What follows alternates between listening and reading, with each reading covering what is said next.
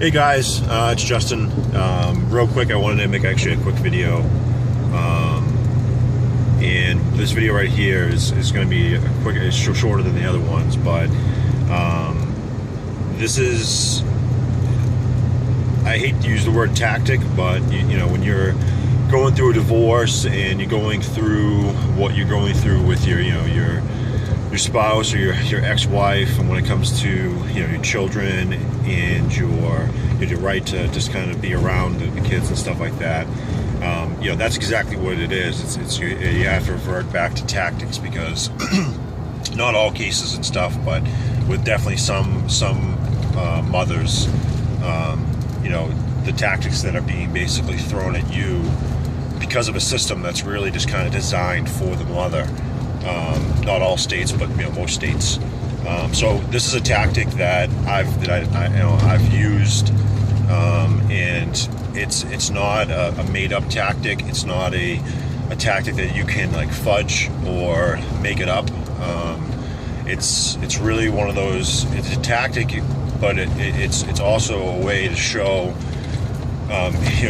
Obviously with different circumstances. Everyone's circumstance is going to be different. That's what I mean.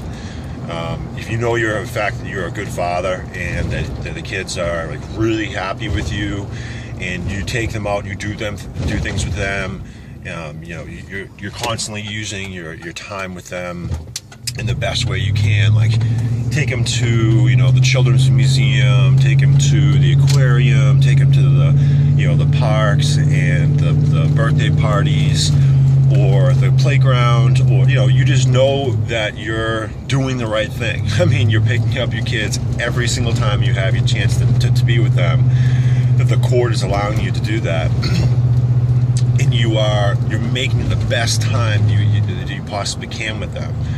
And this situation is talking like really directly towards somebody that the mother is making an allegation or saying that either A, you're not a good father, B, that she wants supervised visitation, C, that she's trying to rip that time away from you, saying that you're unstable or you're not a fit parent.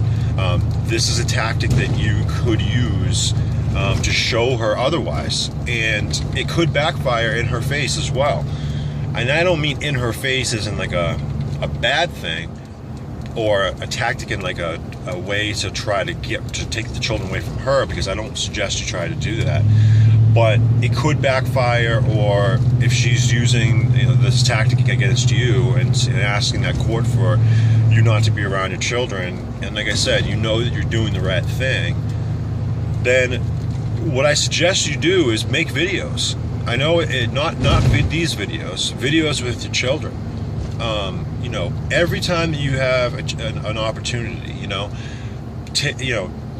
push play, push record on that video. If you're at the playground and you're having a blast, go ahead and take a 10-minute video of you and your kids, and like what you guys are doing, and take time out of your day to go in the room, a separate room when the kids aren't there, and just say, hey, listen, for documentary purposes, I just want to film a little bit about what our day looks like, right from the morning, hey, listen, the kids just woke up, whatever you guys just did you guys brush your teeth? Do you guys get ready for school? Whatever you guys are going to do. And you put the camera down a little bit and just kind of film, what you and how the kids interact with you and stuff like that. And what I meant by you can't fudge this is that you can't be a bad dad and 10% of the time or 90% of the time and have kids perform, especially when they're younger or even when they're older, perform in a way that's that you want them to. I mean, like I said, I've used the term before, but the proof is in the pudding. If you push play or push record, I mean, the kids, the way they are with you, I mean, they're going to be that way with you all the time. And if you're not a stable parent, it's going to be very obvious to whoever's looking at that video, no matter how you try to make it look good. If you try to do only show the good times, that kind of thing, like it's going to be very obvious. And if you're a loving dad and your kids see you as very responsible and they love you and they can feel that love from you, on the same note, like you know that you're a good dad and stuff like that, you're not going to have to do anything. I mean, all you're going to have to do is push play, push record, put that recording device, your camera, your phone, or whatever it is, down on the counter, and it's just going to unfold right in front of you, you know. And you're going to have these 10 to 20 minute videos, and they're just little small videos that show what you guys were doing, you know, how much fun that they're having. You know, you build up enough of those because that's what you have to do. I mean, in a court system like the probate court, you have to have documentation, you know, and some judges will say that some of those videos are inadmissible, but on the same token, some of them aren't. And let's say you have someone that is really out to get you. You know, she could make all types of allegations. I mean, she could say that you abuse your children. She could say that, you know, you don't feed them. She could say that you don't do a lot of things. And, you know, once those allegations are made, you can't then all of a sudden start making videos or start documenting like how things are going. So you really, it's a very you know, non-invasive way to basically document like how you and your children are acting with each other, and what you guys are doing, and what your interactions are. You know, I know I've been doing videos with my children for the last like 6 months, and it has had to pay off. I mean, eventually, you know, my wife has asked for supervised visitation. Again, I use that in quotation marks, saying that I'm an unstable, unfit father. So I don't know if I'm going to have to use those videos, but I know that I look at those videos not only just as, you know, documents,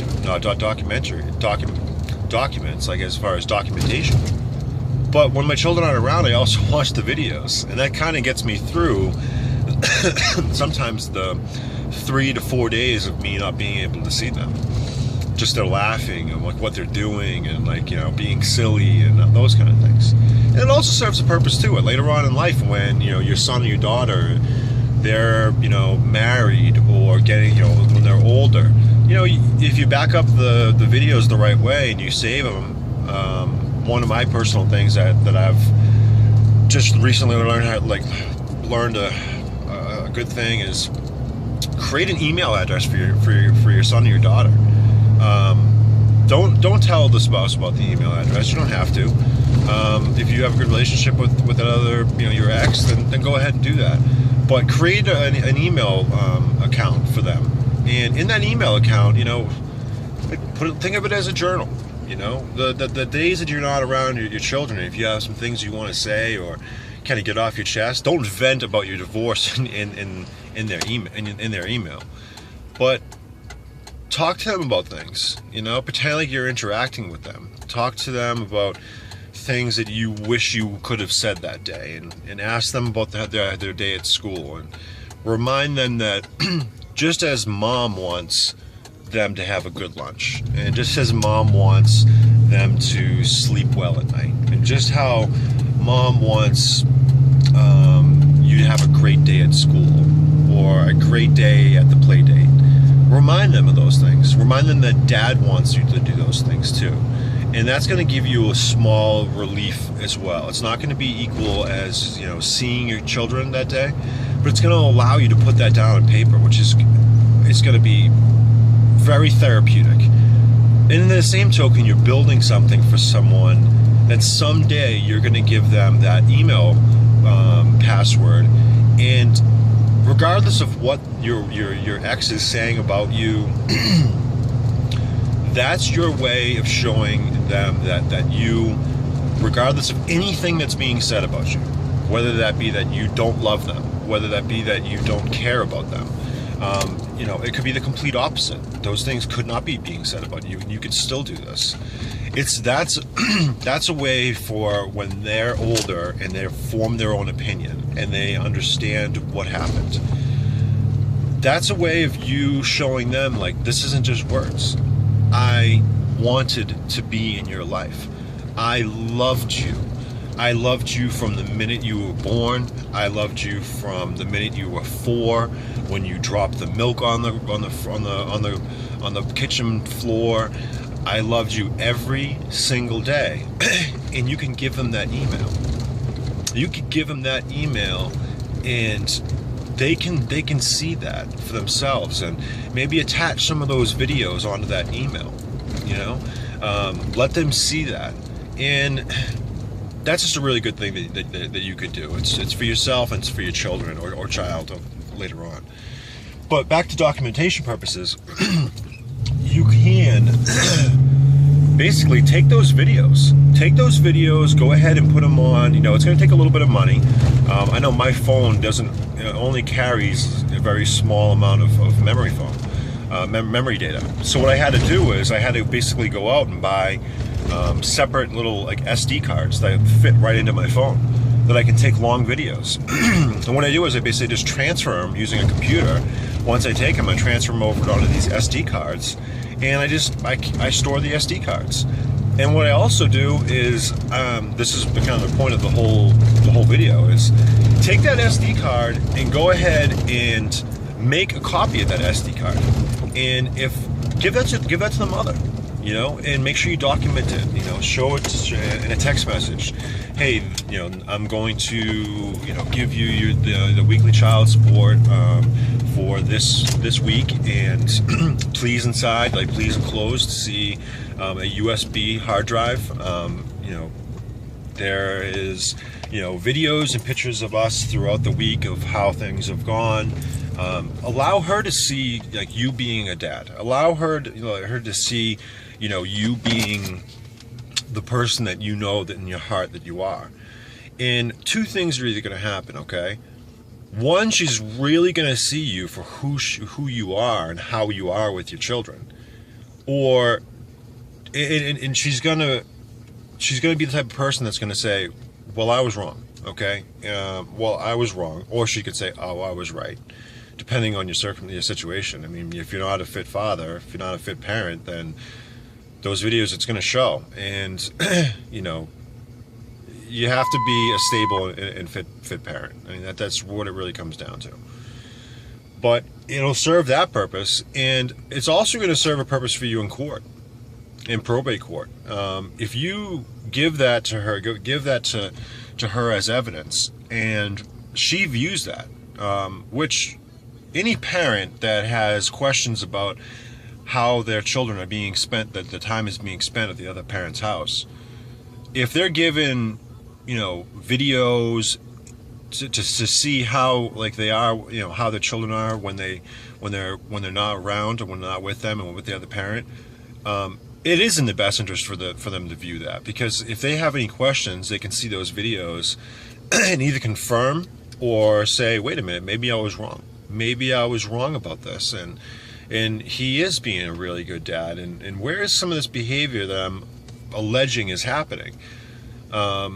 Or, you know, that could be the case. Or, you know, once that's viewed in court, okay,